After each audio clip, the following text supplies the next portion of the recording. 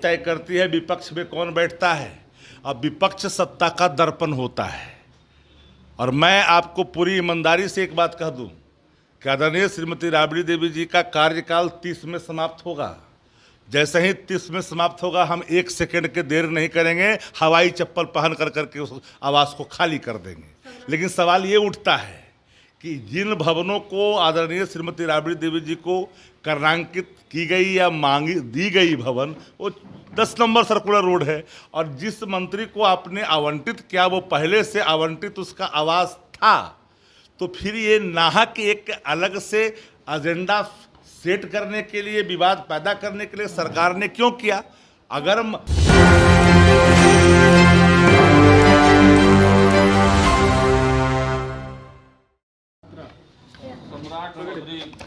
सम्राट, देखिए आप सुन लीजिए, ये सरकार किसी की बपौती नहीं है। जनता मालिक होती है, जनता चुनती है, और जनहित में जन सरकारों को हल करने के लिए सरकार होती है, और जनता ही तय करती है विपक्ष में कौन बैठता है। अब विपक्ष सत्ता का दर्पण होता है। और मैं आपको पूरी ईमानदारी से एक बात कह दूं कि आदरणीय श्रीमती राबड़ी देवी जी का कार्यकाल 30 में समाप्त होगा। जैसे ही 30 में समाप्त होगा, हम 1 सेकंड के देर नहीं करेंगे, हवाई चप्पल पहन कर करके उस आवास को खाली कर देंगे। लेकिन सवाल ये उठता है कि जिन भवनों को आदरणीय श्रीमती राबड़ी देवी जी को कर्णांकित की गई या मांगी दी गई भवन, वो 10 नंबर सर्कुलर रोड है, और जिस मंत्री को आपने आवंटित किया वो पहले से आवंटित उसका आवास था, तो फिर ये नाहक एक अलग से एजेंडा सेट करने के लिए, विवाद पैदा करने के लिए सरकार ने क्यों किया? अगर आपने नीतीश कुमार जी को 7 नंबर का क्या मोह है कि मुख्यमंत्री रहते हुए भी 7 नंबर रखते हैं, हटते तो भी रखते हैं? क्या उसमें तहखाना है? क्या कुछ उसमें इतना दिनों के भ्रष्टाचार का गड़ा हुआ कुछ संपत्ति है, संपदा है, जिसको लेकर के 7 नंबर में ज़्यादा मोह ममता बसा हुआ है? सवाल यह भी उठता है। और हमने एक लाइन में कहा कि दो पूर्व मुख्यमंत्री 10 सर्कुलर रोड में रहते हैं। आप जिस Z+ की हवाला देते हो, तो Z+ सुरक्षा आदरणीय श्रीमती राबड़ी देवी जी को, लालू प्रसाद जी को ही प्राप्त था। ITBP सिक्योरिटी आदरणीय श्रीमती राबड़ी देवी जी के लगाया गया था, लेकिन बिहार की सरकार ने उस समय आवास आवंटित नहीं किया। आप दलील दे रहे हो कि उसके नाम पर आवास हमने आवंटित किया है, तो ये दलीलें कहीं से आप सुविधा के अनुसार करते हो। हम 1 सेकंड के लिए आवास पर हमारा न कोई ममता है न कोई मोह है। आप जिस दिन 1 सेकंड के लिए खाली होगा, क्या श्रीमती राबड़ी देवी जी विधान परिषद के सदस्य के तौर पर नहीं रहे हैं? उसमें नेता प्रतिपक्ष बिहार विधानसभा के तौर पर नहीं रहे हैं? नेता प्रतिपक्ष विधान परिषद के तौर पर नहीं है? तो फिर अलग से आवास आवंटन होने का आपने आवंटित आवास, क्रमांकित आवास को खंडित आपने स्वयं ही किया है। जो स्पीकर के नाम से दशकों से आवंटित और क्रमांकित जो आवास था, उसको आपने दे दिया, किसी मिनिस्टर को दे दिया, कई लोगों को आपने ऐसे ही दे रखा है।